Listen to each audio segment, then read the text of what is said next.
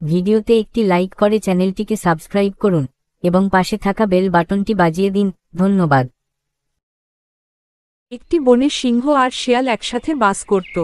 তাদের মধ্যে কথোপকথন হচ্ছিল। রাজা মশাই, চলুন আজ শিকারে যাই। কদিন হয়ে গেল ভালো মাংস খাওয়া হচ্ছে না। হ্যাঁ, চল তাহলে শিকারে যাওয়া যাক। কদিন ধরে আমারও ভালো খাবার খাওয়া হচ্ছে না। এরপর তারা বেরিয়ে পড়ে শিকারের উদ্দেশ্যে। আজ একটা বড় কিছু শিকার করতে হবে, তারপর পেট ভরে খাবো। হঠাৎ তারা দেখতে পেল একটি ষাঁড় নদীর তীরে জলপান করছে। এই ষাঁড়টিকে এখন শিকার করব। এই বলে সিংহটি ঝাঁপিয়ে পড়ে ষাঁড়টির উপরে এবং তাকে মেরে ফেলে। এরপর তারা সেই ষাঁড়টির মাংস খেতে থাকে। এভাবেই তাদের সেদিনের খিদে নিবারণ হয়। একদিন শিয়াল বনের মধ্যে দিয়ে হাঁটছিল। হাঁটতে হাঁটতে সে বনের গভীরে চলে যায়। শিয়ালটি একটি ঘুমন্ত হরিণকে দেখতে পেল। আরেব্বা, এত না চাইতেই জল, যাই গিয়ে রাজামশাইকে খবরটা দিয়ে আসি।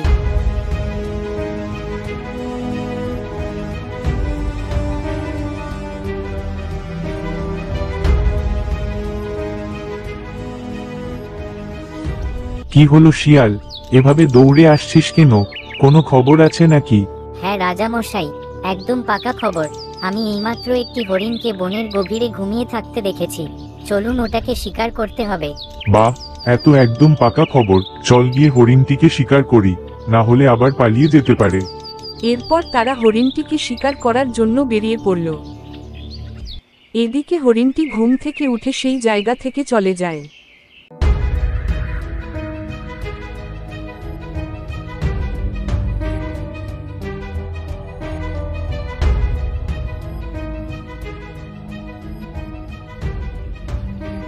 কোথায়? এখানে তো কোনো হরিণ নেই।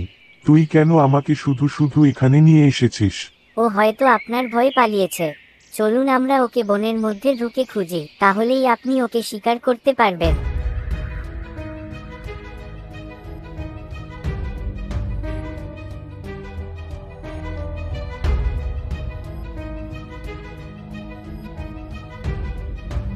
অনেকক্ষণ হয়ে গেল, আর কত হাঁটতে হবে?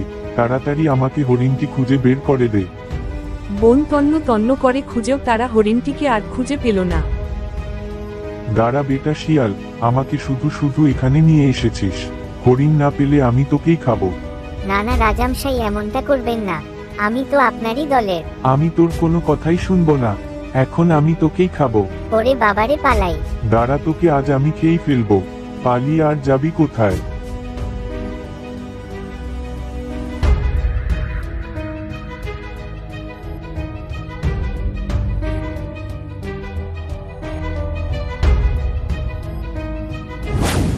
সিংহটি শিয়ালটিকে মেরে ফেলল এবং তার মাংস খেয়ে নিজের ক্ষুধা মেটাল। এই গল্প থেকে আমরা এটা শিখতে পারলাম যে নিজেকে স্বাবলম্বী হতে হবে। কারোর উপর বেশি নির্ভরশীল হওয়া উচিত নয়। তাতে নিজের দক্ষতা অর্জন হয় না। কিছু মানুষ আমাদের এই অদক্ষতার সুযোগ নিয়ে থাকে। কেমন লাগলো গল্পটা কমেন্ট করে জানাও। আর চ্যানেলটিকে অবশ্যই সাবস্ক্রাইব করবে। ভালো থেকো, সুস্থ থেকো। দেখা হচ্ছে নতুন গল্পে।